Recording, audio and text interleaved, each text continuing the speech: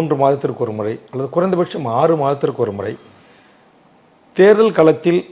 திமுக தலைமையில் இடம்பெற்றிருக்கிற கூட்டணி கட்சி தலைவர்களோடு மக்களை சந்தித்த அந்த கட்சி தலைவர்களோடு இன்றைக்கு ஒன்றிய அரசு தருகின்ற அழுத்தம், பாரதிய ஜனதா செய்கின்ற சித்து விளையாட்டுக்கள், அதிமுக தலைமைக்கு பிஜேபியினூடாக கொடுக்கப்பட்ட அழுத்தத்தினூடாக அந்த கட்சி இன்றைக்கு சந்தித்து வருகின்ற பிரச்சனைகள்,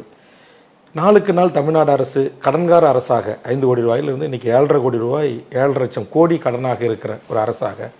மாதம் ஒன்றுக்கு 5,000 ரூபாய்க்கு மேல் வட்டி கட்டுகின்ற ஒரு அரசாக, இன்றைக்கு பல்வேறு மக்களால் சில பிரச்சனைகள் குறித்து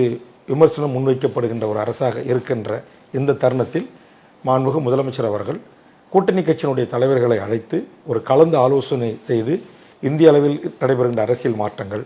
இன்றைக்கு ராகுல் காந்தி அவருடைய பதவியை பறித்து ஒரு ஏதேச்சதிகார ஒரு சர்வதிகார ஆட்சியை நடத்துகிற மோடியினுடைய நடவடிக்கைகளை எல்லாம் குறித்து